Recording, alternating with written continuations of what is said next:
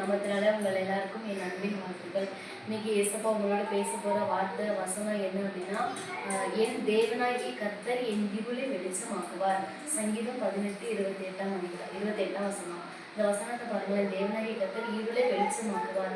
அப்போ நம்ம இப்போ என்ன அப்படின்னா, நம்ம ஒரு ரூமுக்கு என்ன போகிறோம். அப்போ அந்த ரூமில் டார்க் இருட்டாக இருக்குது. அப்போ நம்மளுக்கு அந்த ரூமில் எதுவுமே தெரியாது, இருட்டாக இருக்குது. அப்போ நம்ம என்ன பண்ணுறோம், லைட்டு போடுவோம், இல்லைன்னா ஒரு மெழுகு தெரியத்துறோம். இந்த மாதிரி ஏதாவது பண்ணும்போது அந்த இருளெலாம் மறைஞ்சி ஒரு வெளிச்சம் வந்துடுது.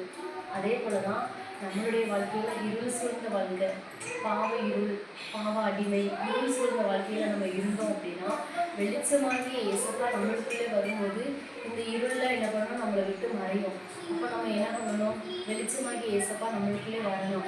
அப்போ நம்ம அவருக்கு பிரியமுள்ளவங்களாக நடந்து கொள்ளணும், பைபிள் வாசிக்கணும், ஜெபம் பண்ணணும், அவரை தேடணும்.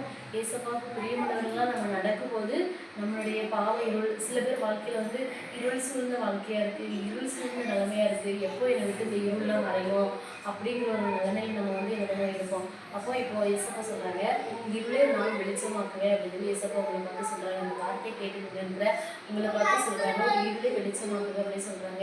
அந்த ரூமுக்கு எப்படி ஒரு லைட்டு தேவைப்படுதோ, இருட்டாக இருக்கிற ஒரு ரூமுக்கு லைட்டு எப்படி தேவைப்படுதோ, அதே போல் நம்மளுடைய இருட்டாக இருக்கிற நம்மளுடைய வாழ்க்கையிலையும், இருள் சூழ்ந்த நம்மளுடைய வாழ்க்கையிலையும் வெளிச்சமாக இயேசப்பா வரும்போது இந்த இருளெலாம் மறைஞ்சி ஒரு வெளிச்சம் உண்டாகும்.